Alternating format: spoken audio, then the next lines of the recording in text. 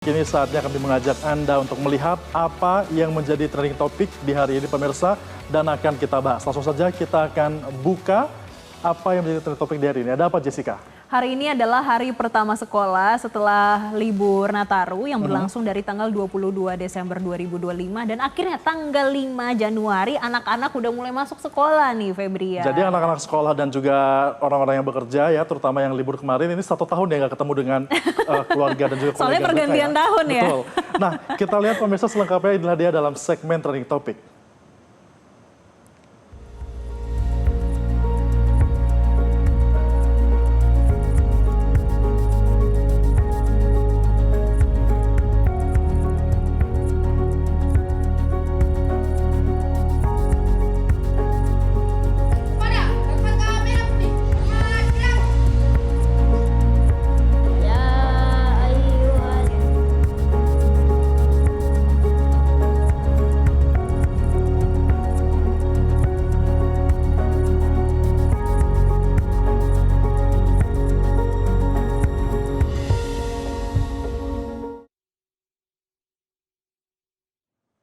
Itulah dia ya, ada 2.000 pencarian di Google Trends di hari ini. Sebenarnya sangat wajar ya, karena kan kemarin kan masyarakat ini kan betul-betul merasakan momen libur Natal dan juga Tahun Baru ini kan cukup panjang ya Jessica ya.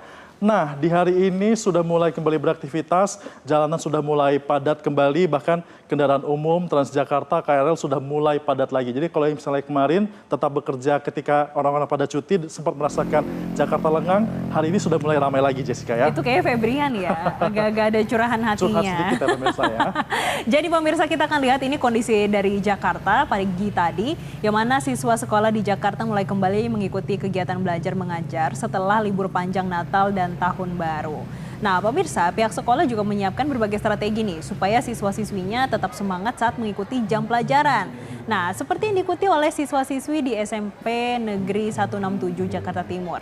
Jadi mereka mulai mengikuti kegiatan belajar mengajar di sekolah setelah 2 pekan menikmati libur. Lumayan nih Febrian, setelah 2 pekan libur ya. Pantas 2 pekan kemarin saya lancar banget jalanan ke kantor ya. Karena mereka ternyata libur. Dan kegiatan hari pertama sekolah ini dimulai dengan upacara bendera. Ini dia visualnya pemirsa yang kami ambil dari SMP Negeri 167 Jakarta Timur yang tepatnya pagi ini dilaksanakan dan dibuka kegiatan belajar mengajarnya dengan upacara di sekolah Febrian. Jadi keingat masa lalu ya, ketika hari pertama itu biasanya semangatnya itu kembali tinggi. Semua peralatan sekolah lengkap tuh, topi, dasi, tapi biasanya ada aja yang nggak kecarian di H-1 sebelum sekolah Jessica ya. Biasanya kalau mau pacaran ada aja yang lupa ya? Ada, 5 menit sebelum berangkat baru ketemu pemirsa. Nah, tapi siswa-siswa ini tentunya nggak ketinggalan ya topi-topi dan juga atributnya ya. Karena mereka kemudian langsung mengikuti kegiatan belajar mengajar serta kegiatan lainnya seperti ada senam kebiasaan sehat, kemudian juga menyanyikan lagu jingle yang diluncurkan Kementerian Pendidikan Dasar dan Menengah. Meskipun demikian, ada beberapa siswa yang juga belum bisa mengikuti kegiatan belajar mengajar karena mereka masih beradaptasi setelah libur panjang. Bisa ya adaptasi dulu ya sebelum ini ya masuk ke sekolah ya. Mereka belum masuk dulu ya, liburnya agak panjang dikit.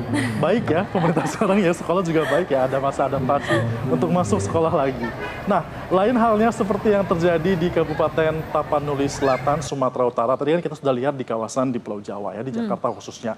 Nah, mereka ini pemirsa, teman-teman kita dan juga rekan-rekan di Tapanuli Selatan, Sumatera Utara, di tengah lumpur dan juga material banjir, sejumlah siswa sekolah Madrasah Sanawiyah Negeri yang berada di Desa Tolang Julu, Kecamatan Sayur Matinggi, Tapanuli Selatan, Sumatera Utara, terpaksa harus belajar di bawah tenda dan juga terpal.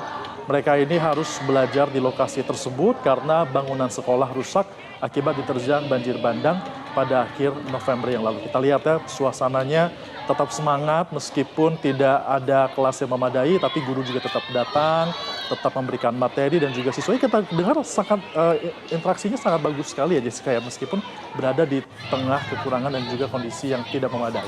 Nah ini kita lihat ya adik-adik kita yang berada di Tapanuli Selatan, Sumatera Utara yang mereka terpaksa harus belajar di bawah tenda.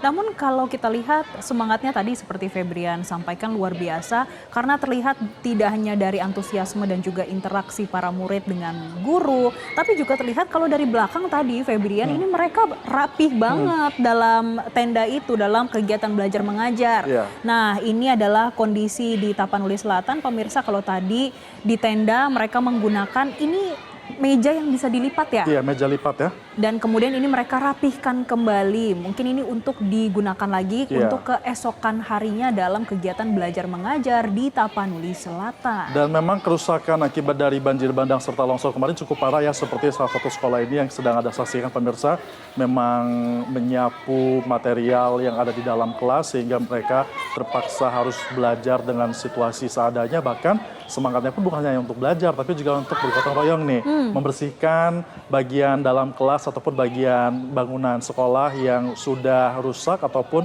kotor akibat dari lumpur dan juga banjir bandang kemarin. Bahkan sebenarnya sekolah ini yang kita sedang lihat ini kemarin tuh sempat nyaris ambruk pemirsa. Beberapa dinding ruangan kelas itu jebol dan seluruh meja belajar yang berada di sekolah itu pun rusak diterjang angin banjir bandang. Kita akan simak, inilah dia pernyataan dari Azriani yang merupakan guru MTSN Desa Tolang Julu untuk Anda.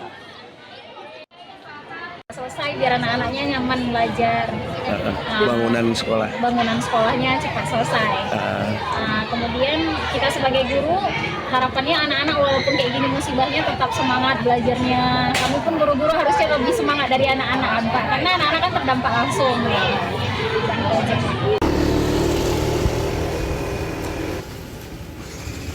Sejumlah sekolah yang terdampak banjir bandang di Kabupaten Biren Aceh, pemirsa, ini juga mengalami kejadian yang cukup serupa ya, di mana di hari pertama sekolah belum bisa memulai aktivitas belajar mengajar. Salah satunya adalah di SD Negeri 4 Pesangan Selatan, Kabupaten Biren Aceh.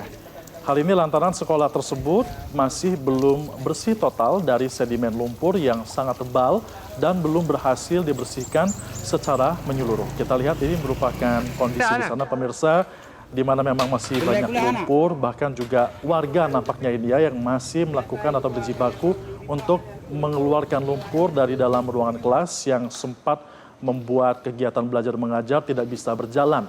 Padahal sudah masuk di hari pertama proses belajar mengajar setelah kemarin sempat libur panjang Natal dan juga Tahun Baru.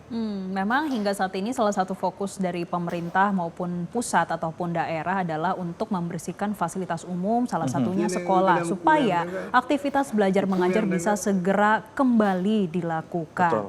Nah, pemirsa, kalau kita lihat nih di visual yang Anda saksikan saat ini, memang selain dipenuhi lumpur, posisi ruang kelas ini juga lebih rendah dibandingkan daratan sekitarnya.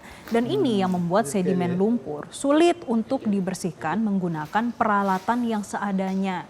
Jadi tidak adanya alat berat dan juga sejumlah peralatan yang mendukung, membuat para guru dan juga wali murid setempat kewalahan nih melakukan pembersihan. Dan hingga saat ini tidak ada persiapan belajar darurat seperti tenda dan juga tempat lainnya. Dan sama-sama pemirsa kita simak pernyataan dari Renal, seorang guru SD Negeri 4 Pesangan Selatan.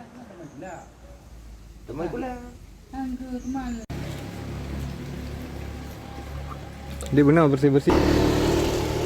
Saya rasa untuk besok masuk sekolah pasti tidak akan memungkinkan. Yang pertama memang keadaan sekolah yang masih sangat memprihatinkan dari segi baik dari halaman sekolah, apalagi kita masuk ke dalam lokal ini sangat luar biasa. Kemudian pun kursi dan juga mejanya kan bisa Bapak lihat sendiri sangat masih banyak lumpur. Kemudian untuk kemarin saya mendengar wacana untuk dipindahkan ke depan Menasah karena akan dibagikan tenda. Tapi sampai hari ini hari Minggu saya belum melihat tenda tersebut. Mungkin nanti sore bisa saja. Itulah tadi kondisi di Aceh dan sebelumnya ada di Tapanuli Selatan, pemirsa. Sekarang kita akan melihat bagaimana di Sumatera Barat. Memang pemirsa, seantusiasme dari siswa usai libur panjang terlihat di Sekolah Dasar Negeri 02 Sungai Landia, Kecamatan Ampek Koto, Kabupaten Agam, Sumatera Barat. Jadi mereka nih tampak bersemangat memasuki sekolah meskipun jalan menuju sekolah yang ditempuh dengan melewati lokasi tanah longsor. Ini dia pemirsa, bagaimana visual yang diambil dari Agam, Sumatera Barat. Anak-anak yang pergi ke sekolah mereka harus melewati jalanan yang kemarin sempat terkena longsor. Dan ini medannya bisa dikatakan cukup sulit. Ya. Ini salah satunya menggunakan sepeda motor dan ternyata harus sampai diangkut, pemirsa. Bahkan ini kalau kita lihat juga memang selain harus diangkut, ini juga membuat siswa sulit untuk menuju ke sekolah dan jarak tempuhnya juga semakin lama ya Jessica dan juga pemirsa ya. Karena memang material longsor ini masih belum bisa dibersihkan menutupi jalan. Nah, karena memang untuk bisa membantu warga, siswa dan juga para guru yang akan menuju ke sekolah, akhirnya warga sekitar pun ini sengaja membantu pengendara terutama para guru dan juga pegawai serta siswa yang membawa kendaraan untuk bisa menuju ke sekolah mereka. Makanya tadi kita lihat ada yang aksi mengangkat motor ya. Nah pemirsa, kalau kita lihat juga di sekolah di mana kehadiran siswa ini ternyata mencapai 95%. Hampir 30% siswa berada di lokasi bencana dan daerah terdampak. Memang cukup tinggi ya semangat dari siswa-siswa ini meskipun di tengah bencana mereka tetap ingin sekolah sampai dengan 95% kehadiran tanpa adanya penyesuaian seperti di Jakarta tadi. Nah, jadi kondisi tadi tidak menyurutkan semangat mereka ya. Kita lihat lagi pemirsa, di mana Menteri Pendidikan Dasar dan Menengah Abdul Muti pun memastikan hak pendidikan anak-anak di wilayah terdampak bencana ini tetap harus terpenuhi. Pemerintah telah menyiapkan kurikulum darurat sebagai solusi keberlanjutan pembelajaran di tengah kondisi darurat. Kurikulum darurat ini dirancang dengan sejumlah skenario waktu, mulai dari 3 bulan hingga 3 tahun, menyesuaikan tingkat kerusakan dan kesiapan dari satuan pendidikan. Kita simak, inilah dia pernyataan dari Mendikdasmen Abdul Muti. Kami sudah beberapa kali melakukan koordinasi dengan kepala daerah, khususnya dengan kepala dinas pendidikan, baik di Provinsi Aceh, Sumatera Utara, dan Sumatera Barat, termasuk juga dengan dinas pendidikan di 3 provinsi tersebut. 85% sekolah di 3 kawasan ini sudah siap untuk pembelajaran. Di Provinsi Sumatera Utara dan Sumatera Barat, sekolah sudah siap 100%. Nah, tinggal memang di Aceh yang masih perlu untuk terus dilakukan pembersihan sekolah-sekolah yang terdampak, terutama yang memang lumpurnya cukup tebal.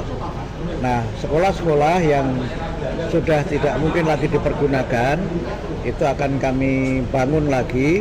Sebagian mungkin dibangun di lokasi yang sama, sebagian mungkin harus direlokasi karena keadaan sekolah yang tidak aman untuk kegiatan pembelajaran. Kita nantikan ya rencana dari Mendikdasmen Abdul Muti yang akan memperbaiki sekolah-sekolah dan juga akan membentuk kurikulum darurat sehingga nanti para siswa yang menjadi korban bencana bisa tetap terpenuhi segala sesuatu yang berkaitan dengan pendidikan mereka. Tidak ada ketinggalan ya, terutama pendidikan adalah salah satu hak dasar bagi warga negara Indonesia. Tentunya diperlukan adanya kurikulum darurat. Ini untuk mereka bisa penyesuaian dengan segera dan tidak ada ketertinggalan. Betul. Itu adalah salah satu yang menjadi kunci dan juga menjadi fokus dari pemerintah. Tentunya pemirsa Newsline masih akan kembali dengan informasi menarik lainnya. Tetaplah bersama kami dalam Newsline.